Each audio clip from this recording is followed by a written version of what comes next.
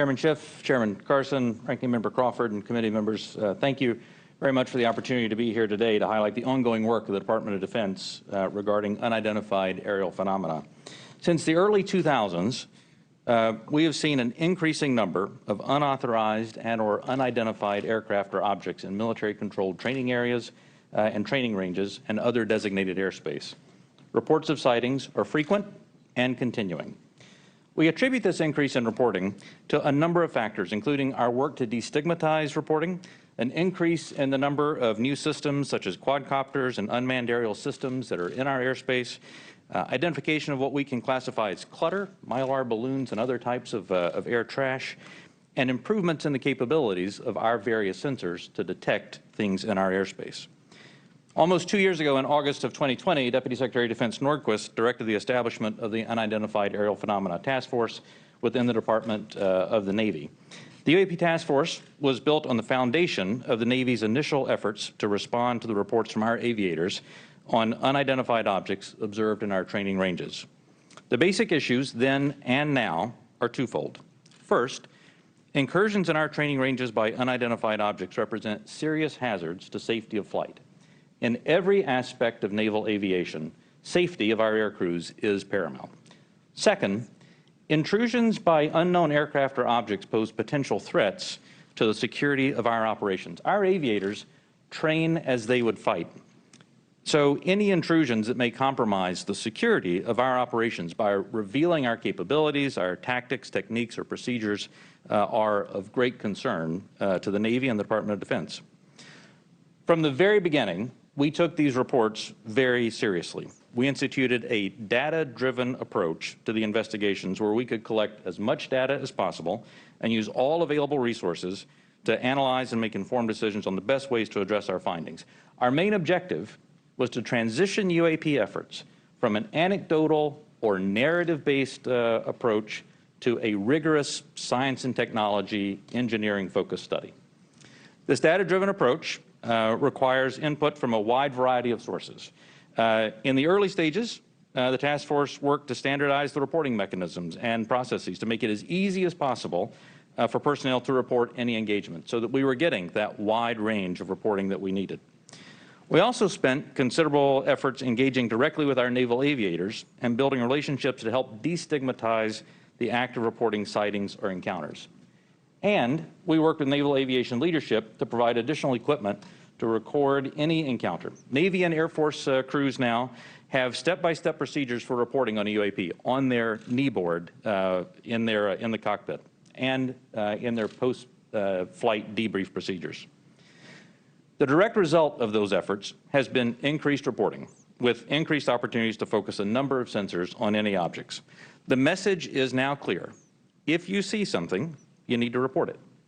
And the message has been received. In fact, recently, I received a call from a senior naval aviator with over 2,000 flight hours. He called me personally from the flight line after landing to talk about an encounter that he had just experienced. Those were just the initial steps. We also made a concerted effort to assemble subject matter experts from across the Department of Defense and the intelligence community and other U.S. government agencies and departments. We forged partnerships with the research, development, and acquisition communities, with industry partners, and with academic research labs, and we brought many allies and international partners into our discussions on UAP. Additionally, subject matter experts from a wide variety of fields, including physics, optics, metallurgy, meteorology, just to name a few, have been brought in to expand our understanding in areas where we may not have organic expertise. In short, we've endeavored to bring an all-hands-on-deck approach to better understand this phenomena. So what have we learned so far? Any given observation may be fleeting or longer. It may be recorded or not. It may be observable by one or multiple assets. In short, there's rarely an easy answer. For example, let me share with you the first video that we have here today, which shows an observation in real time.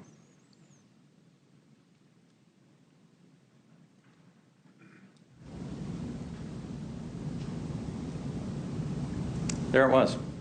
That's, in many cases, that's all that a report may include.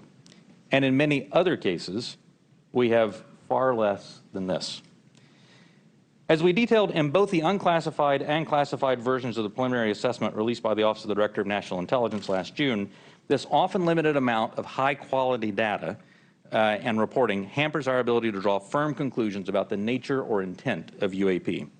As detailed in the ODNI report, if and when individual UAP incidents are resolved, they likely fall into one of 5 potential explanatory categories: airborne clutter, natural atmospheric phenomena, U.S. government or U.S. industry developmental programs, foreign adversary systems, or a other bin that allows for a holding bin of difficult cases and for the possibility of surprise and potential scientific discovery. We stand by those initial results.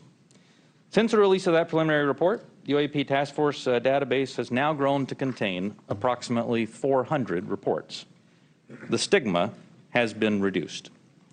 We've also made progress in resolving the character of a limited number of UAP encounters. For example, let me show you a couple of another video and image taken years apart in different areas. In this video, U.S. Navy personnel recorded what appears to be triangles, some flashing, recorded several years ago off the coast of the United States. This was recorded while the U.S. Navy ship observed a number of small unmanned aerial systems in the area. And importantly, the video was taken through night vision goggles with a single lens reflex camera. These remained unresolved for several years. And off a different coast, U.S. Navy personnel, again, in a swarm of unmanned aerial systems, and again through night vision goggles and an SLR camera, recorded this image. But this time, other U.S. Navy assets also observed unmanned aerial systems nearby. And we're now reasonably confident that these triangles correlate to unmanned aerial systems in the area. In this example, we accumulated sufficient data from 2 similar encounters from 2 different time periods in 2 different geographic areas to help us draw these conclusions. That's not always the case, though. We recognize that that can be unsatisfying or insufficient in the eyes of many. This is a popular topic in our nation, with various theories as to what these objects may be and where they originate. By nature, we are all curious and we seek to understand the unknown. And as a lifelong intelligence professional, I'm impatient. I want immediate explanations for this as much as anyone else.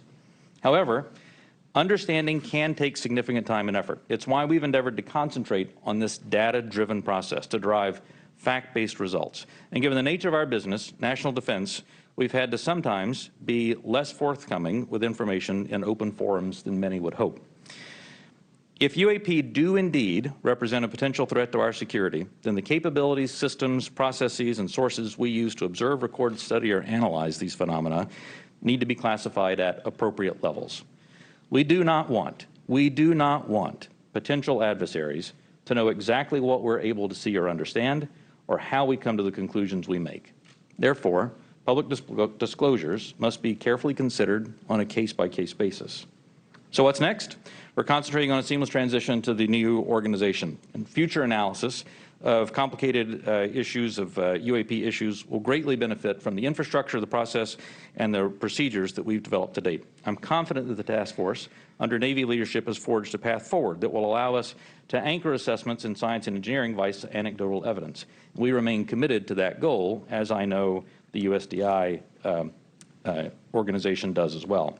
So thank you very much for your interest and continuing support for the UAP Task Force. The team's made a lot of progress, but we really are just establishing the foundation for the more detailed analysis that's yet to be done. And with your continued support, we can sustain that momentum necessary to produce data-centric analysis and understanding of the phenomena.